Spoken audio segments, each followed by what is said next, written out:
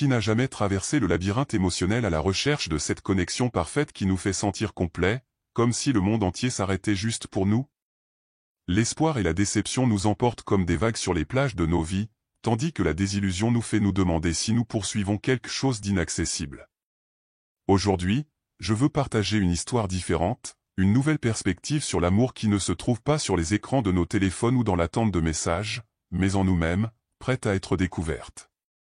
Dans le monde de la philosophie, en particulier le stoïcisme, j'ai trouvé un guide qui m'a aidé à comprendre pourquoi chercher désespérément l'amour peut être un chemin semé d'embûches et de souffrances. Cette philosophie valorise l'autodiscipline, l'authenticité et l'autoréflexion. J'ai appris à regarder en moi-même, plutôt que de chercher à l'extérieur quelque chose pour me compléter ou résoudre mes problèmes d'estime de soi et de confiance.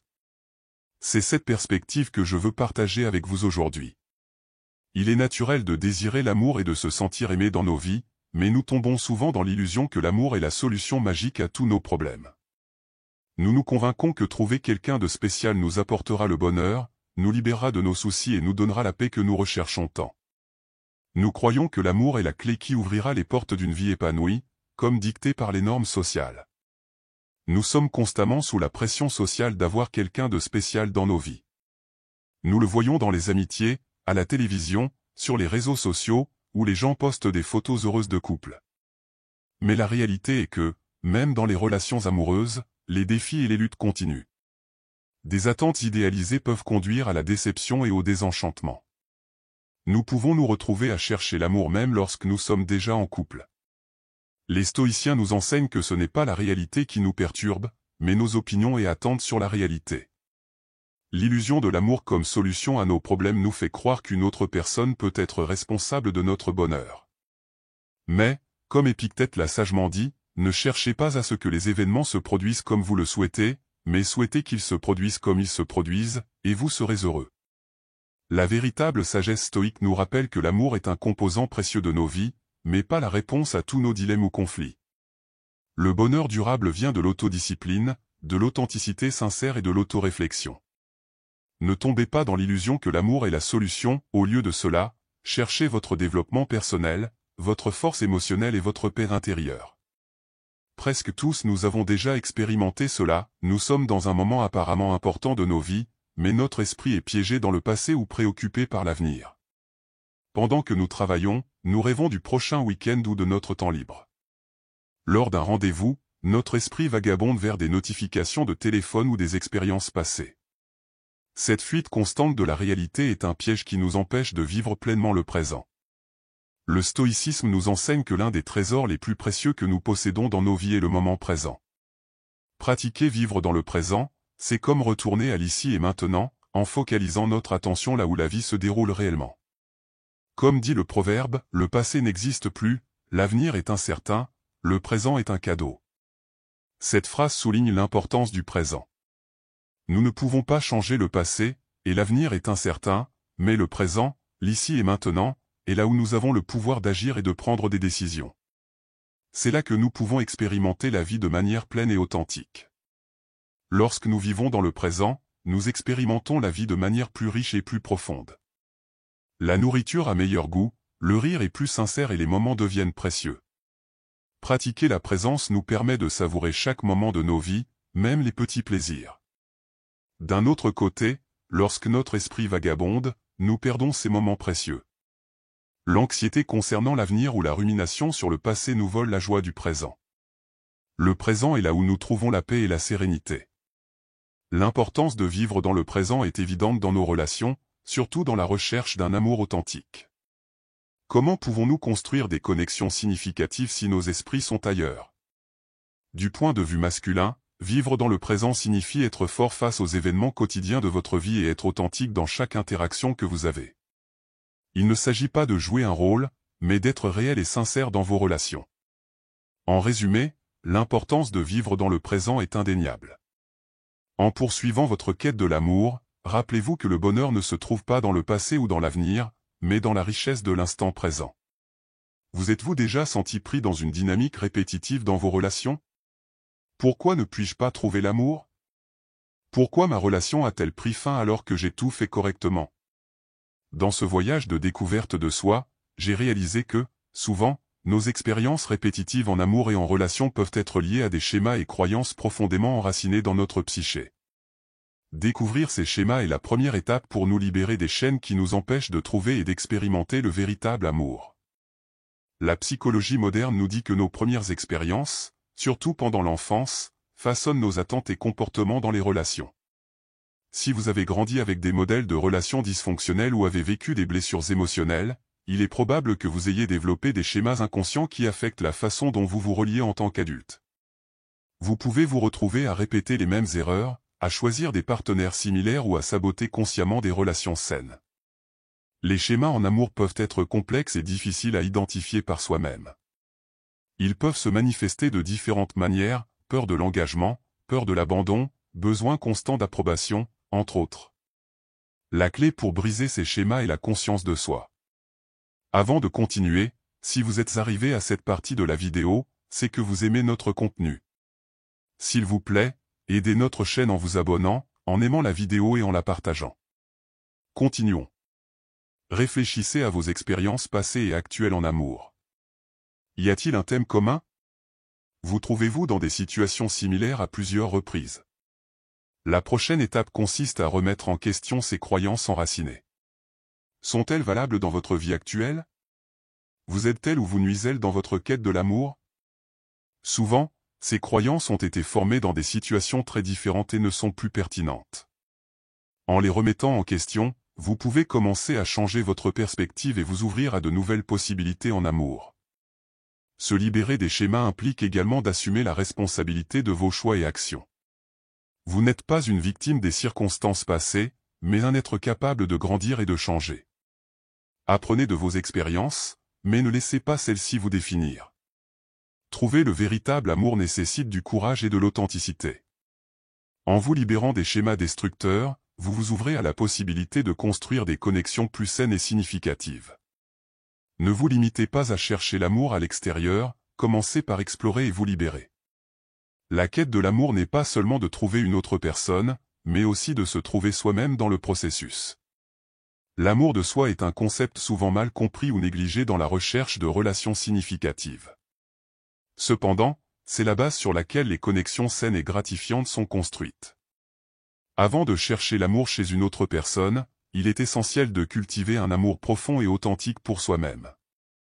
L'amour de soi ne consiste pas en narcissisme ou égoïsme, mais en la reconnaissance et la valorisation de son propre être. Cela implique de s'accepter avec toutes ses imperfections et ses qualités, d'embrasser son unicité et de reconnaître sa valeur intrinsèque.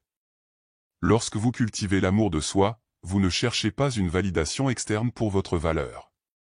Vous savez que vous méritez amour et respect simplement parce que vous existez. La relation que vous avez avec vous-même définit le ton pour toutes les autres relations dans votre vie. Si vous ne vous aimez pas, il est probable que vous cherchiez constamment la validation et l'approbation des autres, ce qui peut imposer une charge indue à vos relations. L'amour de soi vous libère du besoin de validation externe, vous permettant d'établir des limites saines et de construire des relations à partir d'un lieu de plénitude, et non de manque. Alors, comment cultiver l'amour de soi? Commencez par pratiquer l'autocompassion. Traitez-vous avec la même gentillesse et compréhension que vous traiteriez un ami cher. Laissez de côté l'autocritique et, à la place, cultivez l'acceptation et la patience envers vous-même. La conscience de soi est également fondamentale. Réfléchissez à vos valeurs, désirs et besoins. Connaissez-vous profondément et soyez honnête avec vous-même sur ce que vous souhaitez réellement dans la vie et dans une relation. La pratique de l'auto-soin est également essentielle dans l'amour de soi. Consacrez du temps à faire des choses qui vous nourrissent physiquement, émotionnellement et mentalement. Établissez des limites saines et priorisez votre bien-être. Le voyage vers l'amour de soi est continu, mais ses fruits se refléteront dans tous les domaines de votre vie, en particulier dans vos relations. Lorsque vous vous aimez, vous êtes capable de donner et de recevoir de l'amour de manière plus authentique et gratifiante. L'amour de soi est la base solide sur laquelle les connexions significatives et durables fleurissent. Avant de chercher l'amour chez un autre, trouvez et cultivez l'amour en vous-même. La quête de l'amour et des relations significatives est un voyage qui implique souvent des défis et des découvertes. Tout au long de ce chemin, il est crucial de se rappeler que le véritable amour n'est pas une destination finale, mais un voyage continu de croissance, de connaissance de soi et de connexion authentique avec les autres. L'un des plus grands mythes sur l'amour est l'idée que trouver la bonne personne résoudra tous nos problèmes et nous rendra heureux pour toujours.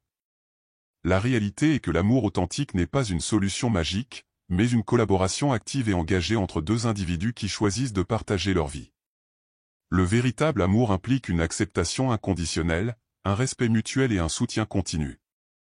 Il ne s'agit pas de trouver quelqu'un de parfait, mais de trouver quelqu'un avec qui vous pouvez grandir et évoluer en tant qu'individu. Les deux partenaires doivent être disposés à travailler ensemble pour surmonter les défis, communiquer efficacement et nourrir la connexion émotionnelle. La communication est la pierre angulaire de toute relation réussie.